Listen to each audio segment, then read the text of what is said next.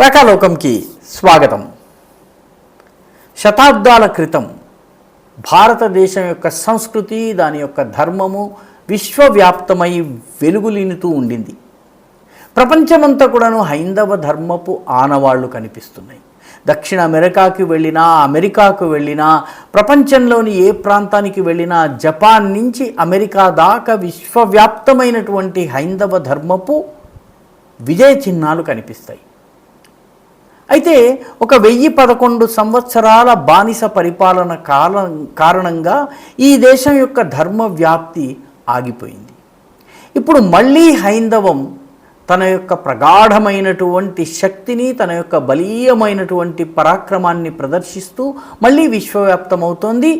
వేదాంతపు వెలుగులీనుతూ ప్రపంచమంతా విస్తరిస్తోంది. అందుకే ఈరోజు ప్రపంచంలోని వివిధ ప్రాంతాలలో హిందూ దేవాలయాలు నిర్మాణమవుతున్నాయి. ఆఖరికి అరబ్బుల దేశాలైనటువంటి యునైటెడ్ అరబ్ ఎమిరేట్స్లో కూడాను స్వామినారాయణ మందిరము, భవ్యమైన దివ్యమైన నవ్యమైనటువంటి మందిరము నిర్మాణమైంది.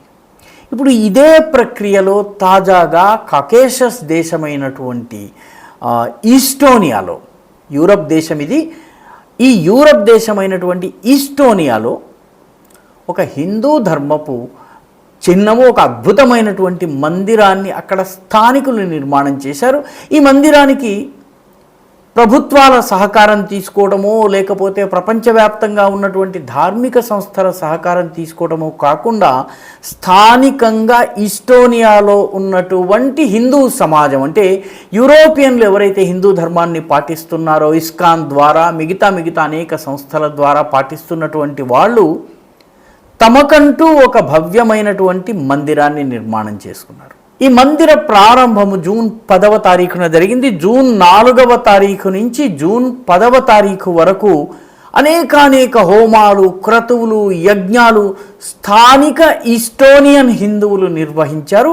దీనికి సహకరించేందుకు ప్రపంచం నలుమూలలా ఉన్నటువంటి హిందూ ధర్మాచార్యులు కావచ్చును, ఆయా లాటిన్ అమెరికన్, తర్వాత అమెరికన్ దేశాల్లో, యూరోప్లో ఉన్నటువంటి హిందూ ధర్మాచార్యుల్ని పిలిపించారు. వీళ్ళు భారతదేశం నుంచి కూడాను కొందరు ధర్మాచార్యులు వెళ్ళి ఈ మందిర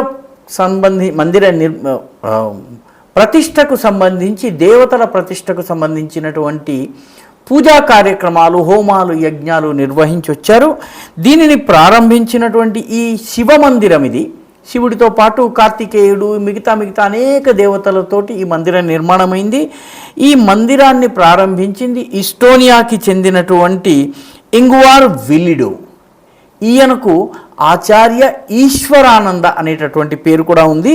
ఆయన క్రియాయోగాన్ని నేర్పుతూ ఉంటారు.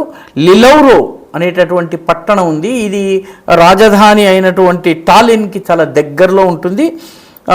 అక్కడ ఈ మందిరాన్ని ఆయన నిర్మాణం చేశారు. ఈ మందిరాన్ని నిర్మాణం చేయటం కోసము తమిళనాడు నుంచి ఆగమ శిల్ప శాస్త్రము, మందిర నిర్మాణ శైలిలో చాలా పండితుడైనటువంటి శిల్పరత్న స్థపతి ధనబల మైల్వేల్ అనేటటువంటి పెద్ద శిల్పిని తీసుకువెళ్ళారు. ఆయన సోదరుడు మణివేల్ మైల్వేల్ ఆయన కూడా వెళ్ళారు. వీళ్ళు అక్కడ వెళ్ళి మొత్తం కూడాను దీన్ని అద్భుతమైనటువంటి పరంపరాగత భారతీయ మందిర నిర్మాణ శైలిలో నిర్మాణం చేశారు. తరువాత వీళ్ళు అక్కడ మహాకుంభాభిషేకాన్ని శ్రీ భూపతి శివాచార్య స్వామిగల్, ఈయన తమిళనాడు నుంచి వెళ్ళి నిర్వహించారు. చాలా అద్భుతమైనటువంటి కార్యక్రమం జరిగింది. ఈ కార్యక్రమంలో మొత్తము కర్పగనాథుడు అనేటటువంటి శివుడు, ఆయనతో పాటు బ్రహ్మాండ నాయకి అమ్మవారి గుడి, అదేవిధంగా గణపతి, బాలమురుగన్ అంటే బాలకుమారస్వామి, సప్త ఋషులు, నవనాథులు, 18 మంది సిద్ధులు, నవగ్రహాల మందిరాలన్నీ కలిపి ఒక అద్భుతమైనటువంటి టెంపుల్ కాంప్లెక్స్ని దీన్ని నిర్మాణం చేశారు. ఈ మొత్తం అంతా కూడాను ఈ మందిర నిర్మాణానికి సంబంధించినటువంటి, మందిర పూజకు సంబంధించి, దేవతల విగ్రహ ప్రతిష్ఠ, ప్రాణ ప్రతిష్టకు సంబంధించిన కార్యక్రమం అంతా కూడాను సోషల్ మీడియాలో, ముఖ్యంగా ఫేస్బుక్లో లైవ్ కూడా చూపించడం జరిగింది.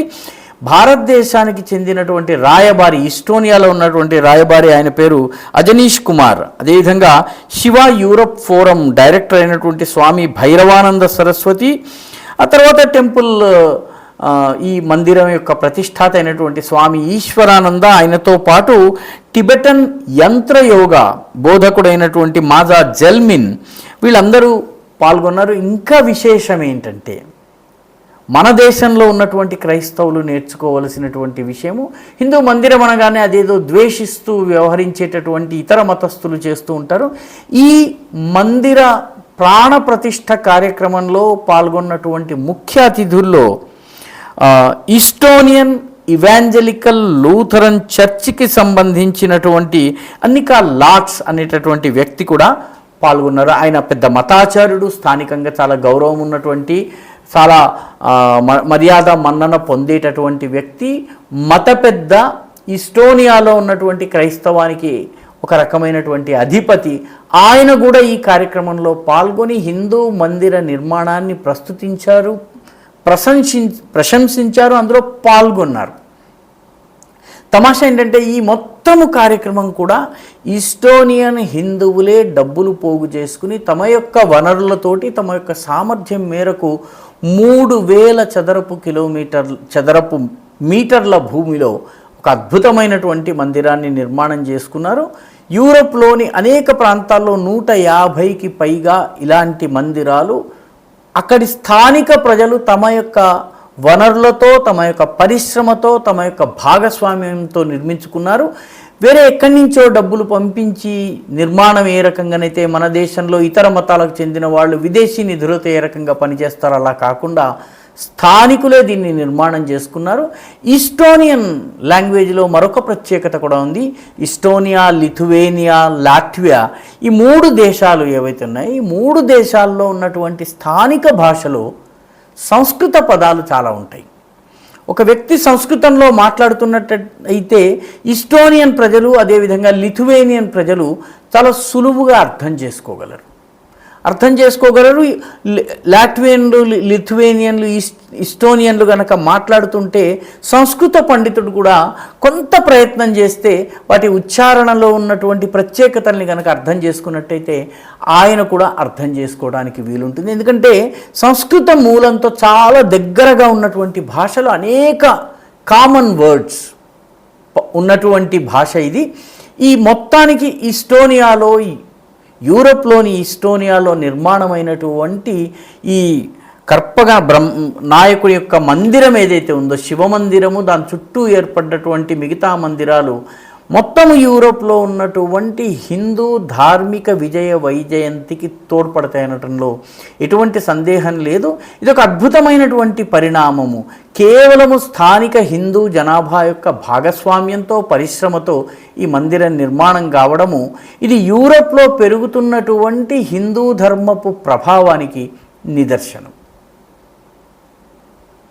ఈ వీడియో మీకు నచ్చినట్టయితే లైక్ చేయండి, షేర్ చేయండి, ఈ ఛానల్కు సబ్స్క్రైబ్ చేయండి. మీ అభిప్రాయాన్ని కమెంట్ల రూపంలో తప్పనిసరిగా పంపించండి.